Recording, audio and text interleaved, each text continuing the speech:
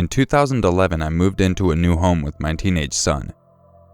The area we moved into was a well-populated suburb that is zoned as an industrial area due to a large amount of factories and wholesalers located there.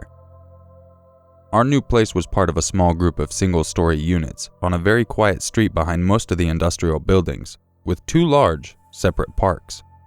One about a minute walk down the road, and the other was directly across the road. That one was a large open field, but bordered all the way around by a couple of rows of very tall gum trees. There are streetlights here and there, but overall lighting is sparse, so I don't like walking down the street at night, especially across from the park. I'm female, and by that time had sadly been confronted with more than enough creepy situations to be able to feel comfortable walking past an area where it was easy to hide and ambush someone. Plus, my son had mentioned he heard strange noises coming from the park at night. I've always been a night owl though, and being self-employed, it was rare for me to go to bed before 2 a.m. A couple of months after we moved in, I was working on my computer at about 1 a.m. It was always dead quiet at this time, so when I started to hear a strange low noise coming from outside, I picked up on it immediately. It was faint at first, but it slowly became louder, and I stopped what I was doing, on alert, but not alarmed since it could have been a stray dog or cat. As I listened, the sound grew much louder until it was directly outside of my window. I had never heard anything like this in my life. It was a deep and guttural growling, almost monstrous, and my heart began to pound in fear. It was truly both disturbing and frightening. The unit I was in had very little in the way of real home security. Flimsy screens over the windows, and an old wooden door, which locked, but anyone determined to get in would likely be able to bust through it with enough weight and force. Even though there were 6 other units, each with occupants, I didn't really feel safe from whatever was outside. I couldn't bring myself to look out there though, as the only way I could open the blind is by lifting the blinds, which would either call attention to myself or mean I'd see something I couldn't handle. When I'm truly petrified, I often freeze, and am not much good for anything. As I sat there already in a half-frozen state, just listening and trying to quell my imagination, which was being fueled by both fear and growing panic, I started to make out garbled words in the growling.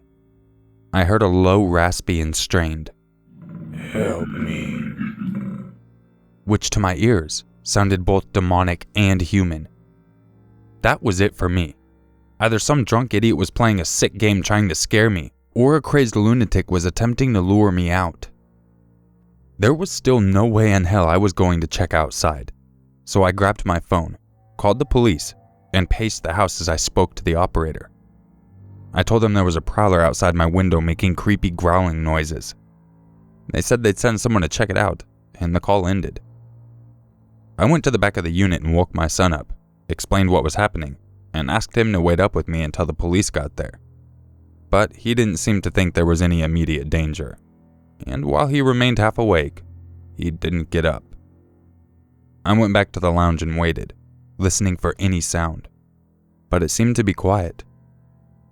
Around 5 minutes later, there was a knock at the door, and a man said, "Police!" I didn't have a peephole or any way to check who was outside, so I had no choice but to open the door, which I did cautiously. I was relieved to see 2 officers there, and I told them about what I had heard. I then waited by the door as they explored the surrounding area with torches. Several minutes passed by, and they found nothing. I asked them if they had received any other reports from the area, as the noises had been quite loud, but they said they hadn't. It was now closer to 2 a.m. With the police gone, and all being quiet, I didn't have much to do except to go to bed and try to sleep, but my mind was still racing. Gradually, I calmed and began to fall asleep, only to snap back with a sudden thought. I got up, switched my computer back on, and looked something up online. I found a YouTube video in the results, so I clicked play. The sounds that I had been hearing earlier immediately returned, only this time, it was quietly emanating from my speakers, and I realized what I had just done. I called the cops on a horny koala. What makes this worse is that the reason I had thought to look up what kinds of sounds they make was because I saw one in the furthest park a couple of weeks prior. I can't even use the excuse that koalas weren't expected in an industrial suburban area. In my meager defense, I had never heard a koala's mating sound before, despite living in the actual country for a few years. I can only think that me hearing, "help me," within the sounds, was my mind playing tricks on me in my increasingly fearful state. I've heard them several times since over the years, as I still live in the same place. Only now instead of getting scared and calling the cops, I have that futile kind of reaction old folks do. You know, the fist shaking, "Get off my yard, you damn kids!" one.